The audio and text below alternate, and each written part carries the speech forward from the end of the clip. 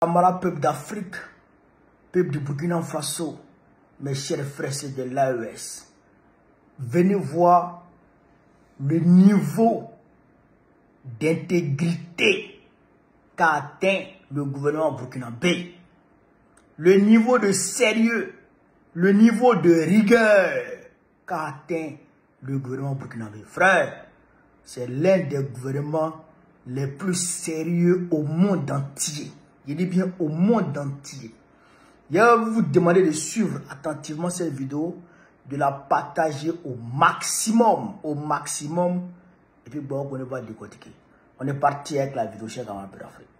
Le détournement de patients des formations sanitaires publiques vers des structures de santé privées. Le sujet anime souvent les conversations.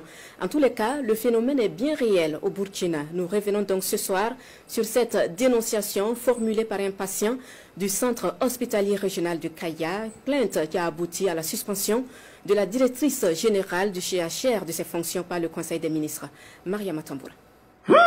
Tout serait parti d'une dénonciation faite courant 2025 venant du centre hospitalier régional de Kaya et faisant état d'une réorientation d'un malade vers une clinique privée de la place. Ce patient serait allé au CHR de Kaya pour une opération de la cataracte. La dénonciation nous informait de façon beaucoup plus précise de ce que ces malades, ces patients sont consultés au CHR, puis sont redirigés vers cette clinique de la place pour y être opéré, alors que les possibilités d'offrir ce type d'intervention au niveau de l'hôpital sont disponibles. Au reçu de cette dénonciation, nous avons immédiatement diligenté une équipe de l'inspection technique des services de santé qui s'est déportée au CHR de Kaya, qui a investigué. Et au sortir de cette inspection technique, il est ressorti effectivement que le dysfonctionnement était avéré. Selon le ministre en charge de la Santé, le rapport de l'équipe d'inspection technique mentionne également que la direction générale du CHR avait effectivement été informée de la situation.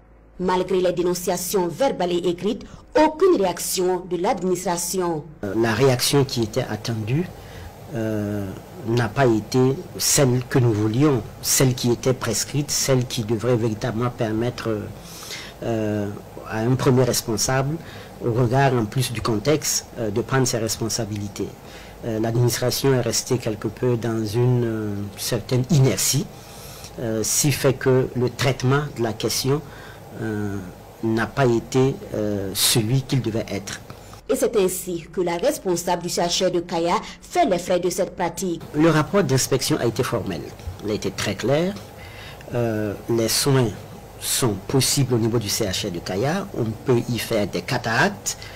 Alors, et face à cette situation, nous avons produit un rapport en conseil. Nous avons rendu compte et évidemment en proposant que le premier responsable, la directrice générale de cet hôpital, soit tout simplement relevée de ses fonctions, parce qu'il s'agit là véritablement d'un acte extrêmement grave de notre avis. Et pourtant, les textes en la matière sont clairs, selon toujours le ministre de la Santé, qui invite les directeurs généraux des hôpitaux à jouer pleinement leurs responsabilités.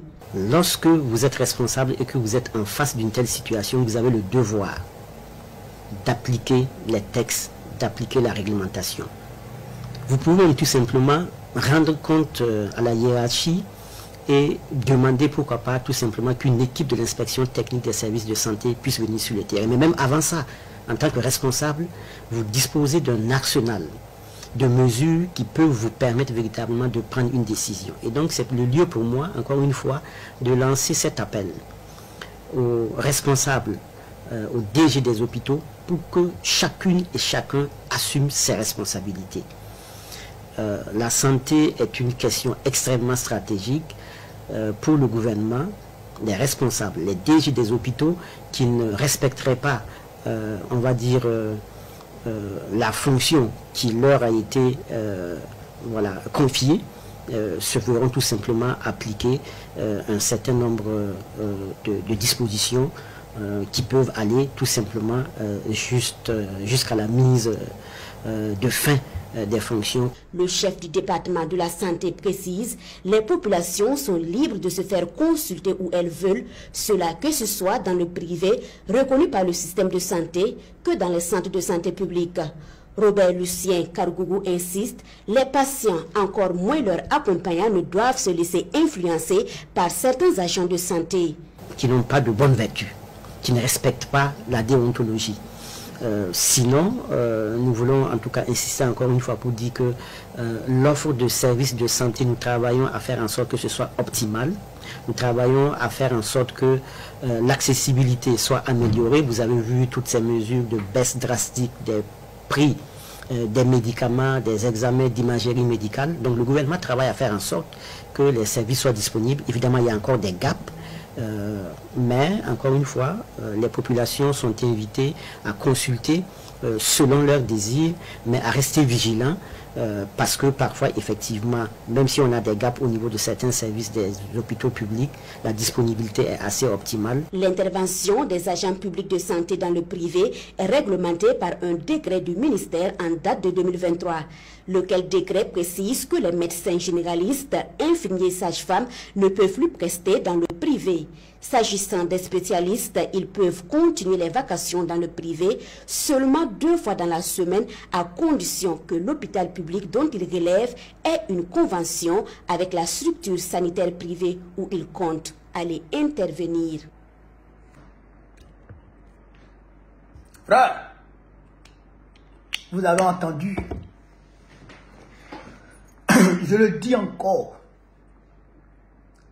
Frère, le gouvernement qui est là, le gouvernement burkinabé sous le leadership éclairé de son excellence, le capitaine Ibrahim Traoré, c'est l'un des gouvernements les plus sérieux au monde. Je dis bien, les plus sérieux au monde. Il n'y a pas de l'Afrique, hein, au monde. Frère, dans quel pays aujourd'hui tu vas voir ça? Sur simple dénonciation d'un patient, la directrice générale du CHE est limogée purement et simplement. Frère, on met fin à ses fonctions. Rentre à la maison. Tu dis quoi? Rentre chez toi rapidement. Parce que ce système gangrène nos services de santé. Frère, ce système-là, ça gangrène nos services. Mais en réalité,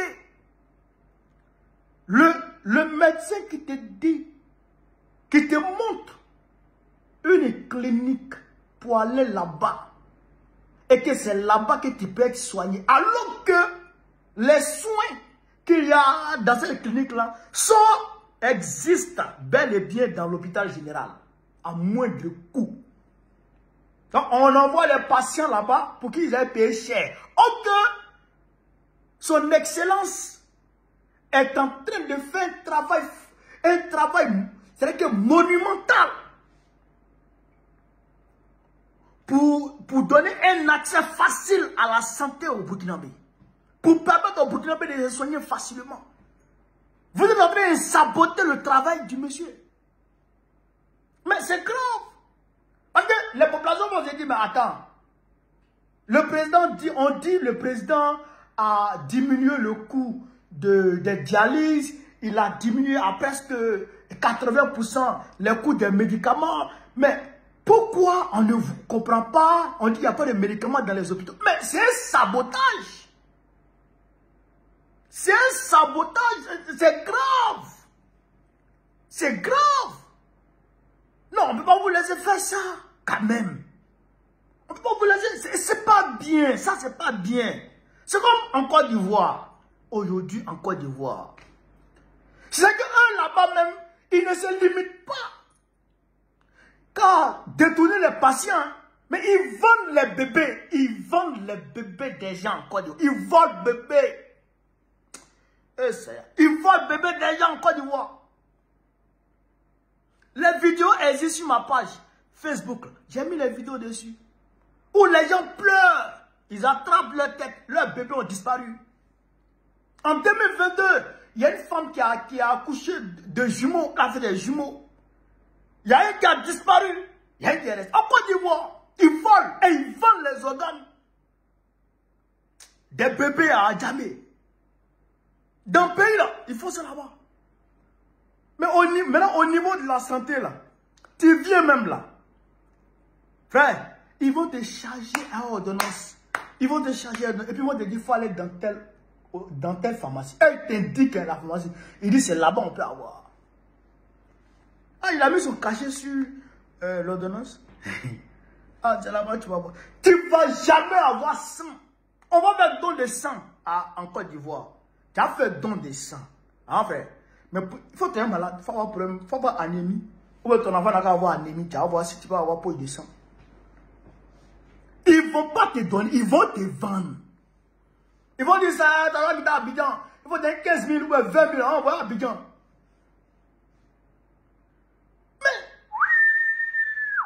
Mais en Côte d'Ivoire, ce n'est pas la peine. Je voudrais saluer ce ministre. Je voudrais saluer le ministre Robert Jean-Claude Karbougou. Je pense que c'est ça son nom. Monsieur le ministre, bon boulot. Bon boulot. Ouais, les bons ministres. Ouais, les bons ministres. C'est les bons ministres qui sont là comme ça. Ouais, les bons ministres. Mais, chez nous là, tenez vraiment un ministre. Hein? Tenez vraiment qui est là, lui, les ministres. Comment un ministre de la Défense peut se lever pour aller dans le pays des gens, pour aller chercher des équipements de défense de son pays. Et quand il arrive là-bas, il dit aux dirigeants de ce pays-là, il leur demande de ne pas vendre les armes que lui il est venu acheter. Il leur demande de ne pas vendre ces mêmes armes-là à ses pays, à ses voisins. Et puis, cette demande qu'il a formulée là, au lieu de faire ça en secret, je vois ça, hein? Il parle de ça à la télévision nationale. C'est-à-dire que la télévision, la RTI parle de ça. La RTI parle de ça. Non, monsieur les Turcs, ne vendez pas les armes, les drones au Burkina et au Mali parce que les armes là tombent dans les mains des terroristes. Il ne faut pas que les terroristes nous attaquent. Il dit ça à la télévision nationale. Mais quand c'est comme ça là, tu es en train de créer un climat de méfiance entre les deux peuples. Tu es en train de créer un climat de méfiance.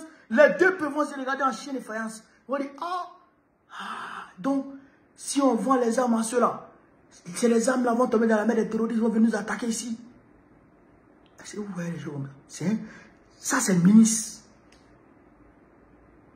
C'est le ministre. Président de l'Assemblée nationale. Président de l'Assemblée nationale de Côte d'Ivoire.